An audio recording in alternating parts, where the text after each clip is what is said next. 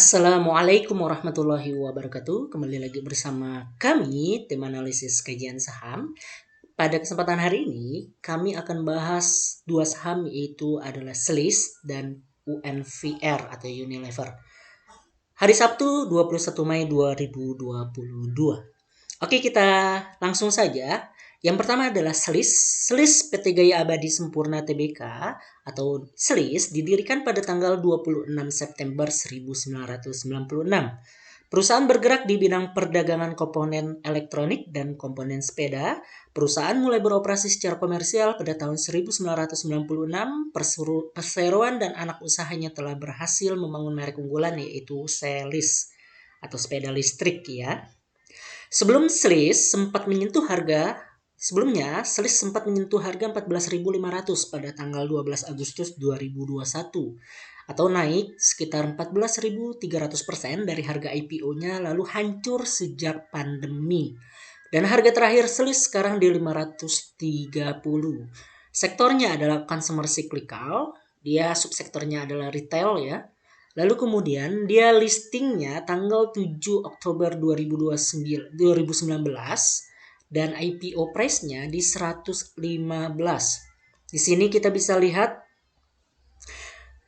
shareholder 30 April 2022 PT Selis Investama memegang 71,25% dan yang disebar ke masyarakat adalah 25% dan sisanya adalah perorangan, yaitu Chua King Ho 3,75%. Lalu dari jumlah pemegang sahamnya kita bisa lihat ya, di sini terus mengalami kenaikan, artinya jumlah retailnya walaupun harga sahamnya turun terus, tapi di sini terus bertambah. Dari tanggal 30 November hanya 1.600-an, lalu kemudian semakin lama semakin tinggi dan sekarang ada di 5.000 shareholdernya. Lalu kemudian kita bisa lihat dari segi fundamentalnya. Harga terakhirnya di 530, market cap-nya adalah 1 triliun. Cash-nya atau total equity-nya aja langsung di 204 M ya. 204 miliar. Dan revenue-nya itu 2 kali pendapatannya dari total equity-nya berarti. Yaitu di 448 M. Hanya aja karena dia banyak hal-hal yang dikeluarkan, net profit-nya kita bisa lihat di sini. Net profit-nya 25 miliar. Dari tahun 2018, 2019 mengalami kenaikan 9 miliar, kemudian turun 3 miliar, turun lagi dan stuck di 25 miliar di tahun 2021 ya. Dan dari IPS-nya, earning per share-nya itu mengalami penurunan ya, sayang sekali. Dari 2019 dia naik, lalu kemudian turun dan sekarang turun, walaupun turunnya tidak terlalu signifikan tapi cenderung turun. Lalu price earning ratio-nya kita bisa lihat di sini 42 kali ya. Dia sempat di angka 370 kali, kemudian turun menjadi 42 kali dan itu bagus artinya. Lalu dari segi price book value-nya ya dia masuk kategori ya lumayan ini, 5 kali dari bukunya ya harganya. Ya mungkin berarti harga yang tepat ya di sekitar 100-an kalau seperti itu. Karena harga sekarang kan 530. Ya kalau 1 kali di 100 sampai 150 lah ya, atau maksimal 200 harga wajarnya untuk price book value-nya. Lalu return on equity-nya ini juga lumayan bagus, tapi mengalami penurunan dari tahun ke tahunnya, dari 19, lalu 2020 menjadi 14,8, 2021 menjadi 12,3 dan 2021 ya 12,3. Dan dari hutangnya sendiri dibandingkan dengan equity-nya ini masih bagus, mengalami penurunan dari 1,5 lalu kemudian sekarang di bawah 1. Dan angka di bawah 1 artinya perusahaan itu sehat ya dari segi equity dibandingkan hutangnya. Jadi masih bisa perform seharusnya. Lalu kalau kita bandingkan dengan sektor yang sama seperti ERA, AMRT, ACES, ASI, LPPF, RALS, dan Auto, kita lihat dari segi dari net profit-nya dulu ya. Net profit Sliss 5,26%, lalu ERA 2,3%, ACES 9,3%, lalu LPPF di sini ASI juga 99,5%, LPPF 11,2%, RALS itu 5%, Auto 4,9%. Jadi dari segi profitnya, net profitnya termasuk bagus ya untuk selis ini. Lalu kemudian dari segi PER-nya, price earning ratio-nya, ini sudah termasuk kategori mahal ya. Dan pesaingnya adalah AMRT. Kita lihat ERA 7, lalu kemudian AMRT 37, dan ACES 28, ASI 10, LPPF 24, RALS 40, Auto hanya 5%. Jadi ya kalau ingin bersaing ya turun menjadi 30 lah price earning ratio-nya. Artinya earning per share-nya dia harus bertambah setidaknya ya sekitar 20 ya, sekitar 20. Sekitar 20 itu menjadi sangat menarik untuk si selis ini. Lalu dari segi PBV-nya kita lihat di sini 5 kali, ERA hanya 1 kali, AMRT 8 kali, ACES 2,9 atau 3 kali, ASI 1,25, LPPF 24 kali. Ya dibilang mahal, ada yang lebih mahal, dibilang murah juga ada yang lebih murah. Jadi bisa dibilang ya lumayan lah ya, bisa dibilang lumayan. Lalu dari debt equity-nya ini ya termasuk bagus dia. Yang mahal adalah AMR, yang lebih parah adalah AMRT, LPPF hutangnya banyak sekali, ini seperti menggunung gitu ya. Jadi dari segi fundamental selis ini cukup menarik, tapi karena IPS-nya kecil ya otomatis dividen yang dibagikan juga tidak terlalu besar ya, termasuk juga net profitnya juga tidak terlalu besar lah ya. Tapi untuk skala perusahaan mungkin masuk kategori perusahaan yang kategori second liner sampai third liner kali ya, karena tidak terlalu besar pendapatan ataupun keuntungannya ya, dan juga earning per share-nya juga tidak terlalu besar. Tapi dari segi menariknya secara fundamental ya cukup menarik untuk perusahaan selis ini. Dan kita lihat ini grafiknya yang tadi sampai 14.500, lalu kemudian sekarang turun mencoba untuk naik kembali di angka 530 sekarang. Dan ini adalah kenaikan yang terakhir selama 1, 2, 3 seminggu belakangan lah ya. Seminggu belakangan sejak hari Jumat khususnya dia rally di atas 20% seharinya. Lalu kemudian 2 hari belakangan Kamis Jumat sudah mulai stuck pergerakannya mulai terbatas. Dan sekarang kita lihat bagaimana potensi ke depannya dari segi pergerakannya. Kita bisa lihat di sini selis diakumulasi dari tanggal 12 bulan 5 sampai 20 bulan 5 atau 12 Mei sampai 20 Mei. Tepatnya di pergerakan kenaikan terakhir yang ini nih. Di pergerakan kenaikan yang terakhir tanggal 12 ini. Kita bisa lihat di sini yang mengakumulasinya itu ada IEP, XL, CC di harga 449 ya. Sekarang harganya sudah di 530, artinya sekarang harga sudah berada di atasnya. Sudah di atas. Lalu yang mendistribusi di sini ada AR, CP, IN, MG ya, TP yang mendistribusinya. Dan ini YP retail, XL juga retail, CC retail, PD retail. Yang tersisa ini retail, NI juga retail, XC juga retail. Sedangkan yang sebelah kanan ya ini broker-broker non retail yang biasa dipakai oleh bandar-bandar ya. Ya artinya bandar-bandar sampai saat ini masih mendistribusi. Jadi distribusinya masih cukup banyak, cukup besar untuk di selis ini dari tanggal 12 bulan 5 sampai 20 bulan 5. Tapi perlu kita lihat secara hariannya coba.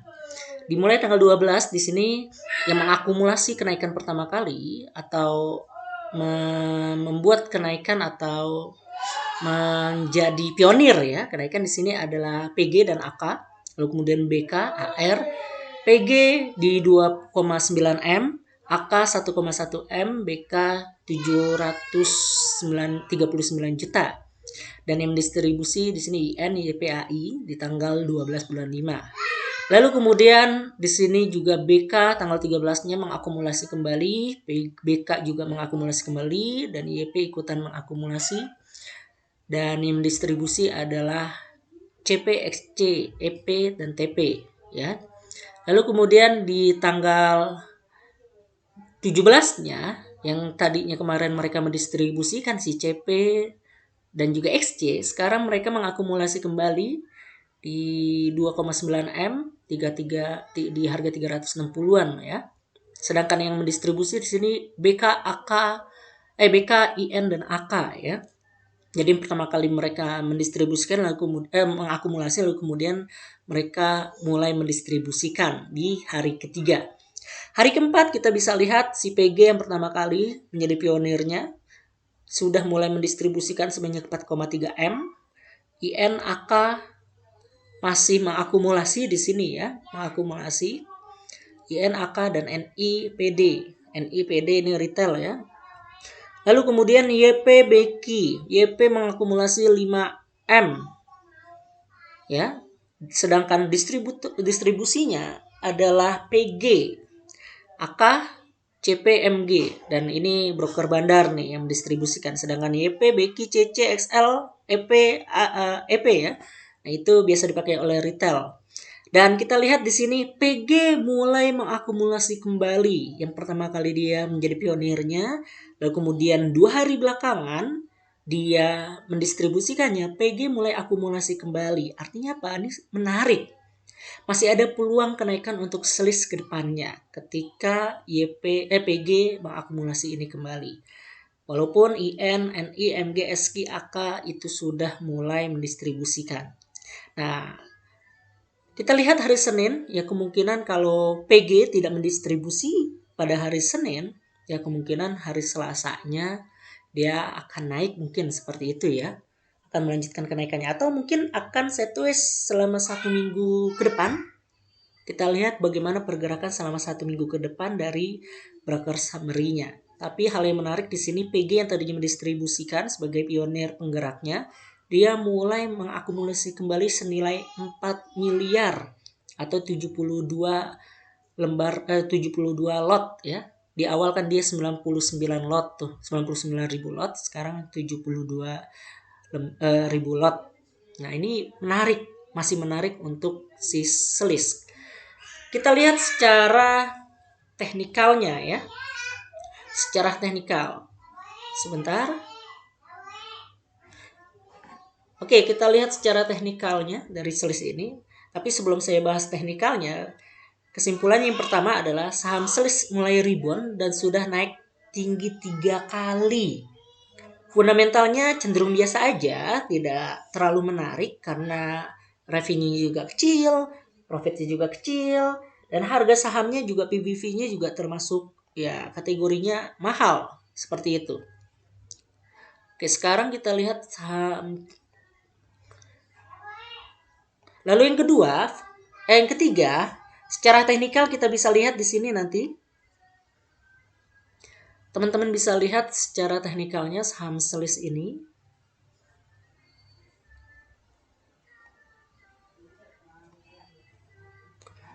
Oke, sebentar.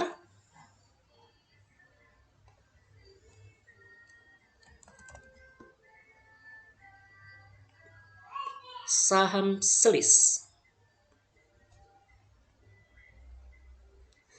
Kita bisa lihat di sini saham selis.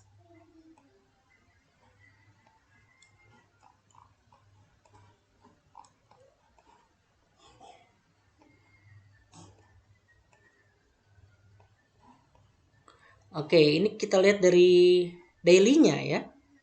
Kesimpulannya posisi sedang menguji klasik resisten. Jadi ada resisten nih di sini. Dia sedang menguji klasik resistennya. Kalau tembus dia akan melanjutkan kenaikannya. Tapi kalau gagal ya dia akan rebound kembali, turun kembali, mencoba untuk menghadapi support terakhirnya, yaitu adalah di sini ya. Jadi kita tunggu nanti apakah dia akan jebol. Nah, di sini PG mulai mengakumulasi kembali ya. Di sini ada candlestick doji, long ledge doji lah ya. bisa dibilang doji di sini. Nah, kita lihat apakah hari Seninnya apakah akan jebol dengan PG mengakumulasi atau dia masih tetap berhadapan dengan resisten yang ada di sini. Lalu dari segi tren MACD-nya di sini sudah golden cross, ya, sudah golden cross. Lalu kemudian di sini walaupun penurunan tapi golden cross. Nah, di sini sudah mulai menyentuh titik 0 untuk garis birunya. Nah, ini menarik yang mengartikan akan ada reversal, ya, akan ada reversal untuk patternnya. Lalu dari segi yang perlu dihati-hati adalah stokastiknya, slow stokastiknya, ya. Di sini sudah mulai ada dead cross di sini. Nah, nanti kita perhatikan apakah dead cross-nya ini memicu penurunan. Kalaupun penurunan mungkin sampai sini kali, ya.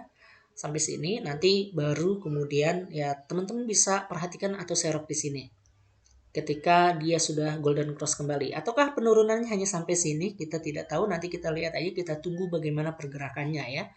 Lalu dari segi volume sudah mulai ada pelemahan di sini, ya, sudah ada mulai pelemahan yang artinya ya kekuatan belinya sudah mulai lemah, dan di sini juga sudah ada stokastik sudah overbought, ya. Jadi untuk selis ini masih wait and see.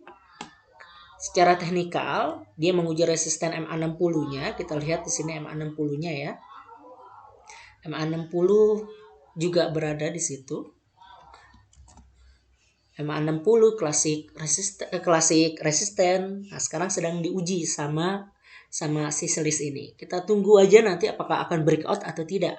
Kalau breakout itu akan menarik, dia akan melanjutkan kenaikannya sampai kapan? Ya sampai di sini lah, ya.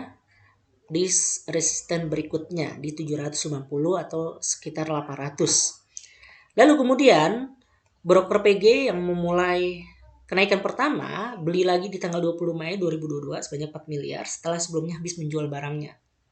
Lalu untuk trading harian dan positioning trading masih menarik karena masih potensi menembus resisten. Sedangkan untuk investasi seperti apa? Kalau untuk investasi ya tidak terlalu menarik kalau menurut saya, karena kalau untuk investasi kan ya kita berharap dapat dividen yang cukup besar, tapi karena revenue profitnya juga kecil, IPS-nya juga kecil, ya kurang menarik untuk dividennya untuk saham selis ini. Mungkin untuk trading, swing trading, positioning trading, daily trading atau scalping itu masih menarik. Itu kesimpulan untuk saham selis. Oke, selanjutnya saham legenda itu adalah Unilever. PT Unilever Indonesia atau NVR bergerak dalam bidang manufaktur, pemasaran, distribusi barang, konsumsi termasuk sabun, deterjen, margarin, makanan berbasis susu, es krim, produk kosmetik, minuman berbasis teh, dan juga jus buah, ya. Ini adalah perusahaan yang paling dekat dengan kehidupan kita sehari-hari.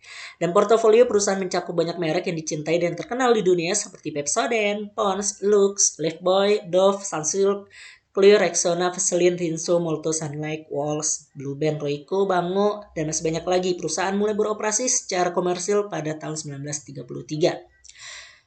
Semuanya saya yakin ada yang masih menggunakan produknya atau pernah menggunakan produknya. Dan saya sendiri juga menggunakan produknya, Unilever ini. Harga tertingginya terakhir 2 Januari 2018 adalah di 10.450. Sekarang harga Unilever setengahnya, ya, di 5.050, naik 170 poin pada hari kemarin, di hari Jumat, atau plus 3,48%.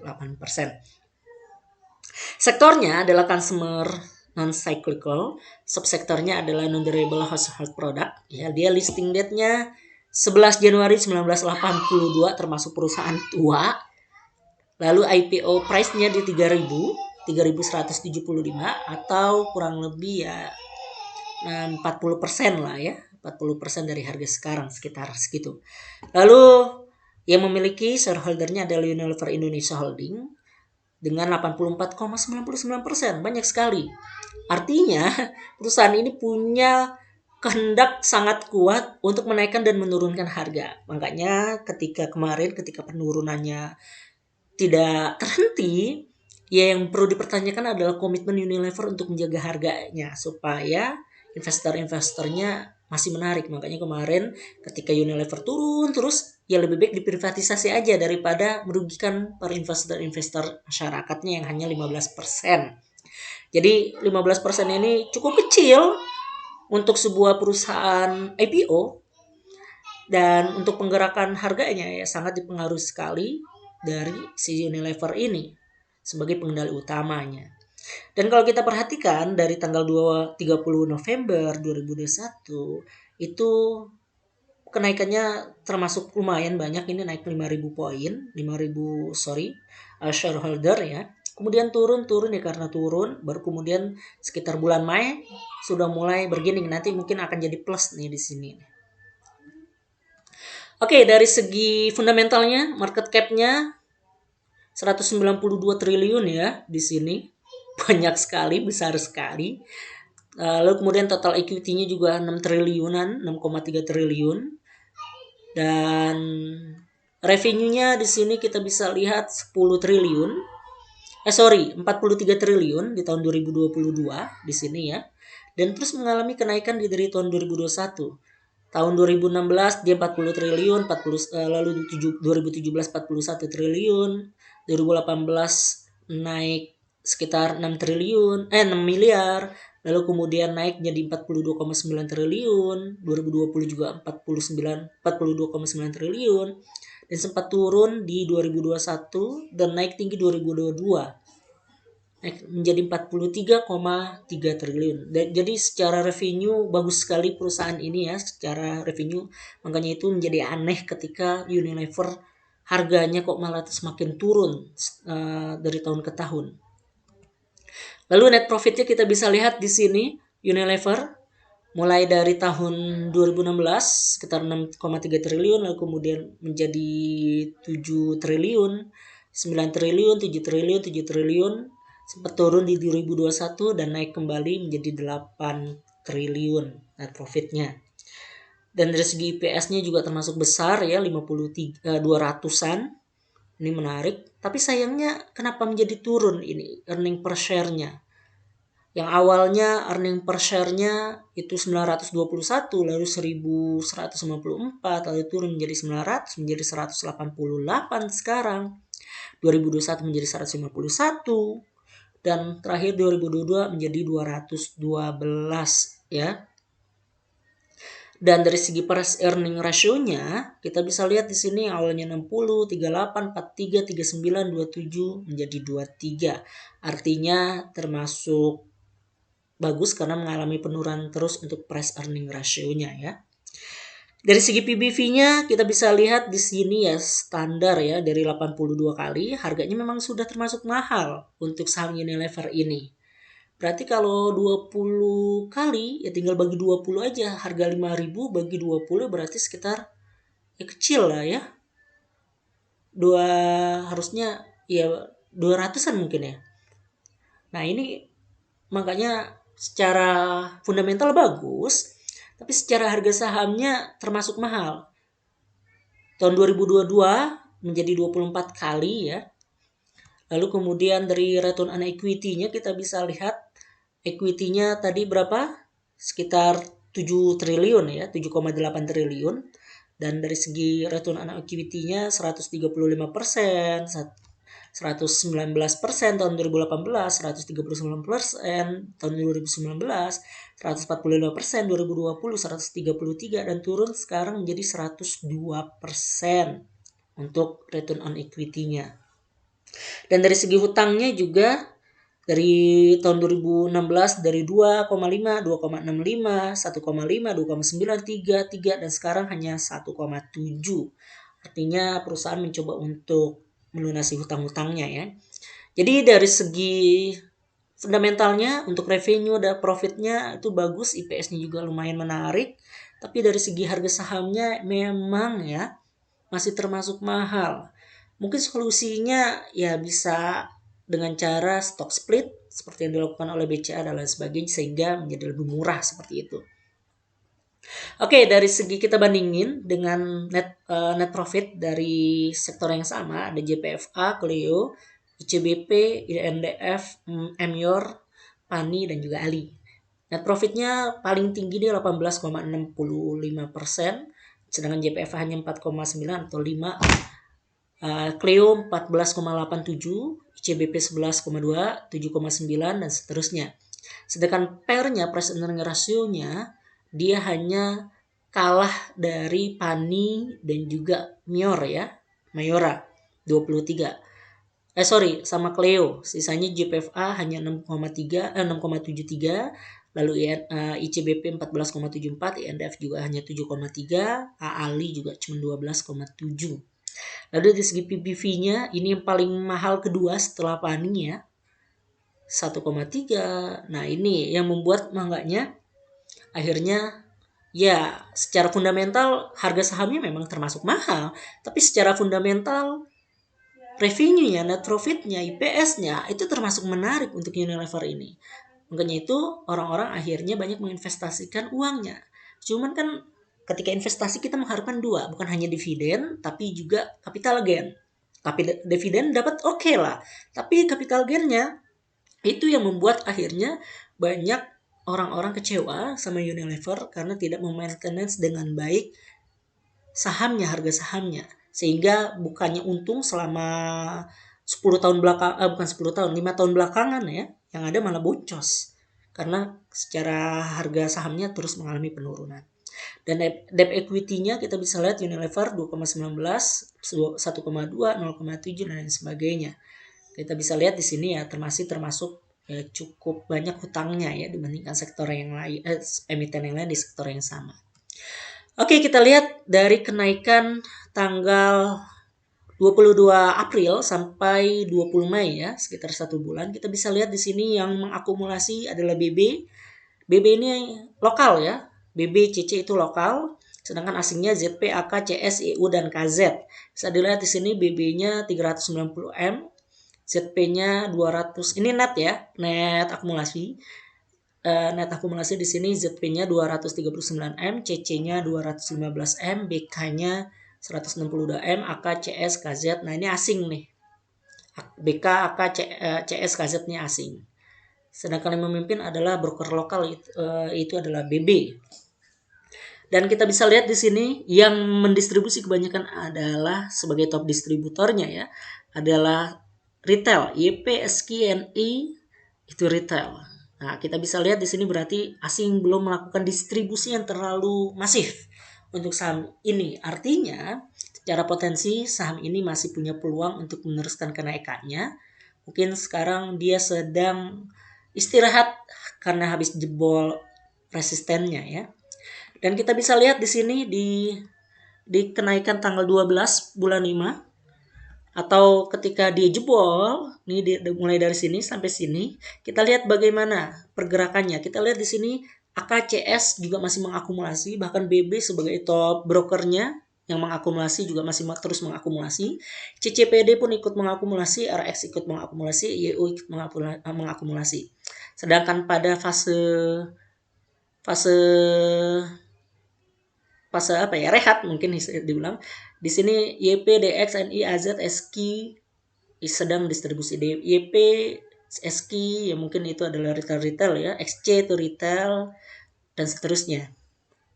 Oke, artinya di sini masih menarik karena top akumulatornya belum mendistribusikan, lalu juga asing juga kita lihat di sini masih terus mengakumulasi.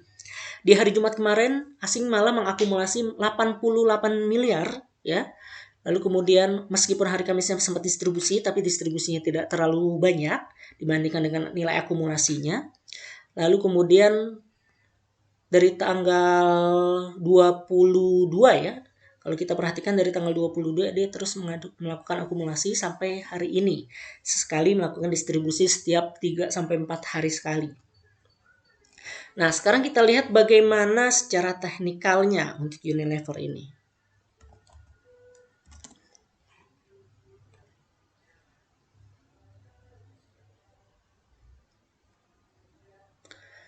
Oke, kalau kita perhatikan di sini, ini adalah ini MA60 ya. Coba kita perhatikan MA200-nya. Nah, kalau kita perhatikan, sekarang dia sudah posisi berada di MA, di atas MA 200-nya, yang mengartikan di sini adalah reversal, tanda-tanda pembalikan arah tren yang tadinya downtrend menjadi uptrend. Itu indikasi yang pertama. Yang kedua, di sini MACD-nya pun kita bisa perhatikan sudah melewati titik nol, yang artinya MACD-nya sudah masuk zona positif, yang di situ juga mengartikan telah terjadi pola pembalikan arah dari downtrend menjadi uptrend. Jadi masih punya potensi dia mengalami kenaikan. Kalau di sini kan dia naik tapi masih di bawah MA 200 ya. Dan ini sudah melewati MA 200-nya. Tapi yang perlu diperhatikan adalah yang pertama, di sini sudah berada di overbought atau jenuh beli, yang mungkin dia akan koreksi sampai mana? Ya, mungkin dia koreksi berada di support yang menjadi resisten yang menjadi support. Atau RBS ya, resistant become support. Dia menjadi support, dia akan coba untuk bertahan di sini.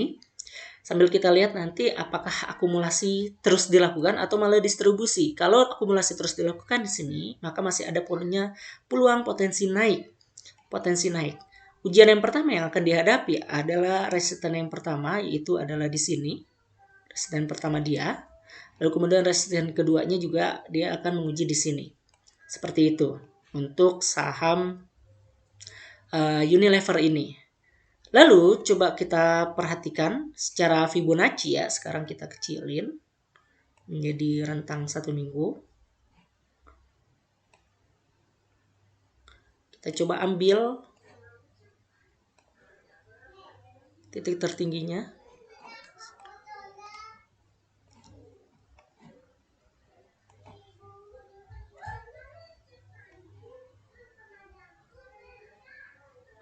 Nah, di sini kita bisa lihat bahwa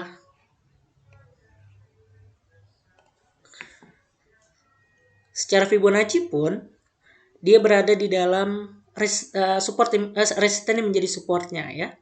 Resisten menjadi supportnya. Lalu kemudian kita bisa lihat di sini nanti dia akan menguji tepat juga di titik resistennya di 0,382, lalu kemudian dia akan menguji ke sini. Kalau dia sudah jebol 0,5 ini, itu confirm ya, dia confirm mengubah trennya, confirm valid fix gitu. Dia mengubah trennya dari tadinya downtrend menjadi uptrend karena indikasi-indikasi yang sudah ada tadi, ya. Jadi cukup menarik untuk Unilever ini. Selama BB top akumulatornya tidak melakukan distribusi, untuk Unilever ini masih sangat-sangat menarik ya. Oke, sekarang kita lihat lagi.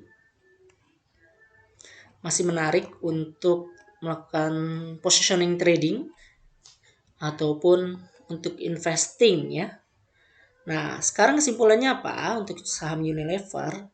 Yang pertama, saham Unilever sudah ribuan dan naik sudah 50%.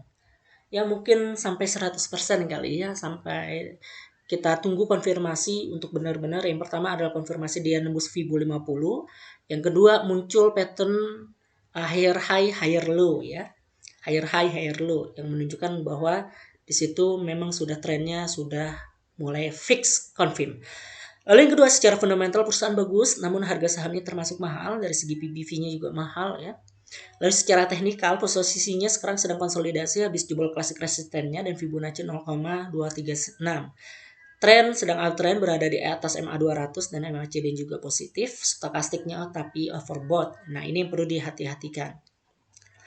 Dan broker lokal BBCC dan asing masih melakukan akumulasi ya. ZP, AKCS, UKZ itu masih melakukan akumulasi dan itu yang masih menarik. Masih memiliki potensi kenaikan selama broker poin 4 sebelum melakukan distribusi.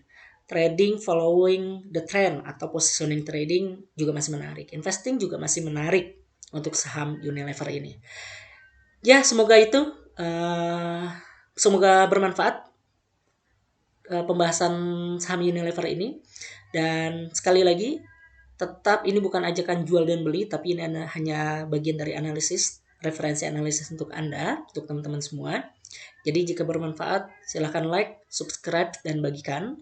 Jika dirasa hal ini membantu Anda, ya silahkan juga Anda komen di kolom komentar. Terima kasih. Wabillahi taufiq wal hidayah. Assalamualaikum warahmatullahi wabarakatuh.